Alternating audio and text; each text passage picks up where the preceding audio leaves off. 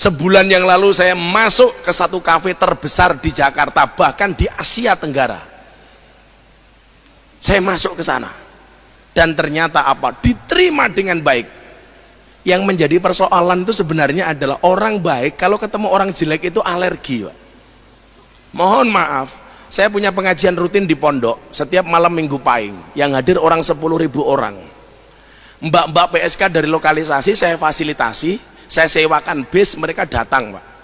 Begitu nih mbak-mbak PSK datang ke pengajian saya, fokus jamaah itu nggak ke saya, Pak. Kemana? Ke yang lain. Orang baik ketika dicampur dengan orang yang dianggap nggak baik ini biasanya alergi. Maka ketika saya posting anak bertato dari Probolinggo, dari Jawa Timur waktu itu, jadi santri saya, tatonya penuh, adzan. Saya posting di Instagram, komentar orang baik apa, Pak? Orang tato kok adzan? Apakah salah orang tato adzan? Saya bilang sama dia, nak santai, lebih baik kamu bertato adzan daripada nggak ada tato dan nggak pernah adzan. Kita lupa bahwa bagaimana kemudian Allah sangat memperhatikan para pendosa.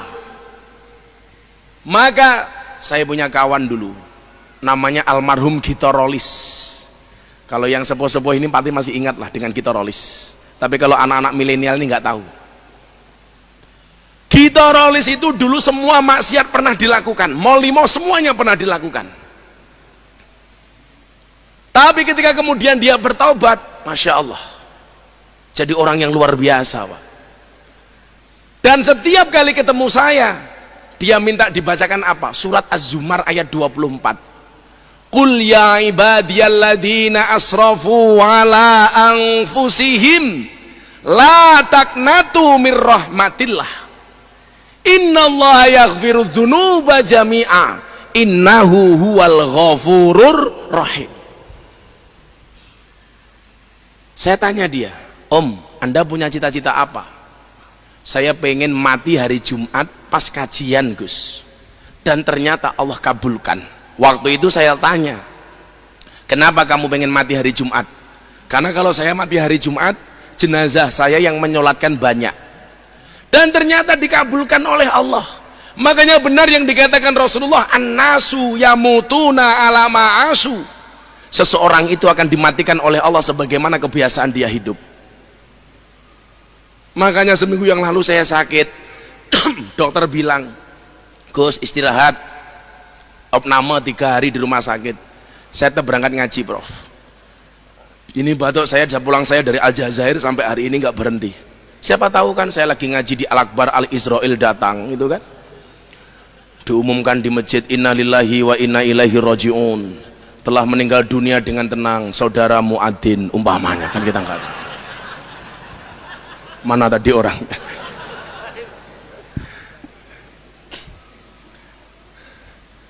Karena kebiasaan dia kajian, matinya pas kajian. Ya nggak usah jauh-jauh yang terlalu lama lah. Syekhina wa murabbi ruhina Mbah Maimun Zubair, Allah yarham, Masya Allah. Siapa yang nggak ngiri dengan kematian beliau? Beliau kebiasaan tiap tahun haji. Anda tahu berapa kali Mbah Maimun haji? 70 kali seumur hidupnya. Beliau itu akhir-akhir ini absen haji hanya tahun 2018. Haji terus sepanjang tahun sampai 70 kali. Dan ternyata janji Rasulullah benar, an-nasu yamutuna ala ma'asu. Seseorang akan dimatikan sebagaimana kebiasaan dia hidup. Mbah Mun dimatikan dalam keadaan berhaji, dipanggil oleh Allah dalam keadaan haji.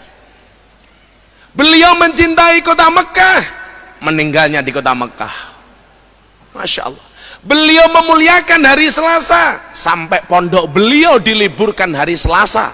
Padahal mayoritas pondok pesantren di Indonesia diliburkan hari Jumat. Dan Allah memanggil beliau hari Selasa. Satu lagi, 4 ya faktanya ini. 1, kota Mekah beliau cinta, meninggal di Mekah. Beliau biasa haji, meninggalnya pas haji. Beliau suka dengan hari Selasa, meninggalnya hari Selasa. Ada 1 lagi, apa?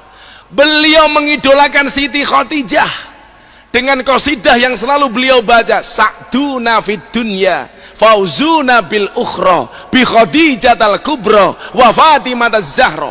Dan Anda tahu Mbah Mun dimakamkan di satu pemakaman dengan Siti Khadijah. Di mana? Di pemakaman Ma'la. Maka benar kata Rasulullah, yuhsyarul mar'u ma'aman ahabba. Seseorang itu akan dikumpulkan oleh Allah sebagaimana orang yang dicintainya. Anda datang di tempat ini karena cinta dengan Rasulullah, wallah, besok di padang mahsyar Anda akan berkumpul bersama Rasulullah. Anda cinta dengan para kiai, wallah, walaupun Anda tidak punya keturunan kiai, saya doakan minimal mambu kiai. Mambu kiai iki luwih apik le daripada kiai mambu, tak kandhani. Tadi saya sudah dipeseni sama takmir, Gus di masjid jangan terlalu lucu. Enggak lucu saya, enggak lucu saya. Jangan misuh, enggak misuh, saya itu enggak pernah misuh, Pak. Saya kan orangnya halus, Pak. Kalau kita mengidolakan siapapun, itu yang dijanjikan oleh Rasulullah. Makanya lanjutan hadis tadi apa? An-nasu yamutuna ala ma'asu wa yub'asuna ala ma matu. Dan akan dibangkitkan sebagaimana dia mati. Makanya ini menjadi penyemangat bagi kita. Kadang-kadang kan kita aneh, diajak ngaji jawabannya nggak asik. Ayo mas ngaji, wes tahu gitu. Kalau Anda diajak ngaji jawabannya wes tahu, hati-hati. Besok Anda susah doa di Masjid Al-Akbar, ya Allah saya minta bahagia, malaikatnya turun bengok, wes tahu.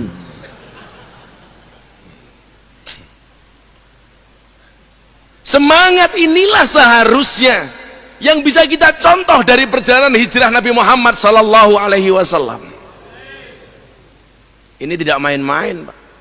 Bagaimana kemudian saat itu Muhammad minoritas dengan segala keterbatasannya. Saya itu kadang-kadang berpikir begini ya Pak ya, Nabi Muhammad itu kan nabi yang mukjizatnya paling minim, Pak, dan basariahnya Nabi Muhammad itu paling kelihatan. Coba Anda bandingkan mukjizat Nabi Muhammad dengan nabi-nabi sebelumnya, jauh Pak. Nabi Musa membelah lautan, Nabi Ibrahim dibakar nggak mempan, Nabi Yunus dimakan ikan malah kayak itikaf, Nabi Isa bisa menghidupkan orang mati. Makanya salah satu pertanyaan Dedi ini salah satu pertanyaan yang inti, kenapa kemudian dia akhirnya masuk Islam. Dia bertanya sama saya begini Prof waktu itu, Gus, kalau saya baca Al-Quran, kenapa banyak di dalam Al-Quran itu perintah Allah yang tidak rasional? Ini kan orang-orang penganut aliran rasionalitas, apa-apa harus pakai akal, Pak. Contohnya apa bro? Nabi Ibrahim suruh motong anaknya Ismail. Ini kan gak nalar, anak cuma satu suruh motong, kan Allah bego katanya waktu itu. Terus itu bagi saya gak masuk akal. Nabi Musa membelah lautan, bullshit dia bilang. Nabi Isa bisa menghidupkan orang mati, bohong.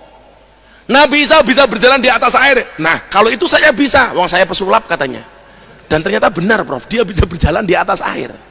Iki triknya neng di tak delok itu nggak kelihatan. Dia bilang kamu nggak bakal bisa lihat, ini trik katanya. Dan bener bisa. Saya ngetes dia di atas kolam bisa berjalan Pak di atas air. Deddy Corbuzier itu kan the best magician di Amerika 2 kali. Dunia Pak, 2 kali. Tapi hari ini sudah sama sekali tidak mau dia magic-magican. Waktu itu acara kita collab di YouTube, pertanyaan langsung tanpa teks. Saya mikir waktu itu, ini kalau saya nggak bisa jawab, waduh bahaya ini, bisa gagal dia masuk Islam, saya bilang.